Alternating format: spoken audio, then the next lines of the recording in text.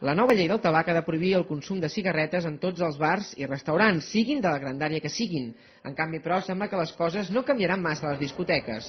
L'Associació Espanyola contra el Càncer ha tingut accés a l'esborrany de la reforma de llei i denuncia que el nou text obre les portes a que es pugui continuar fumant amb total impunitat en discoteques, sales de festa i sales de joc.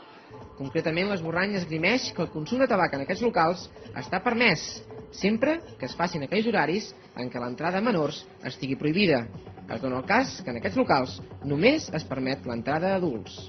La llei que sigui aprovada al Parlament no ha de donar lloc a interpretacions que permetin que s'afavoreixin els interessos privats. Per això volem posar sobre la taula que aquest avantprojecte encara planteja excepcions i dona lloc a possibles interpretacions. L'Associació Espanyola contra el Càncer tampoc entén que la llei permeti la venda de tabac en aquells locals on estigui prohibit fumar, ja que creuen que això incita igualment al seu consum. D'altra banda, demanen que en els centres penitenciaris i els psiquiàtrics, on sí estarà permès fumar, s'habilitin espais supervisats perquè malalts i presos puguin continuar fumant.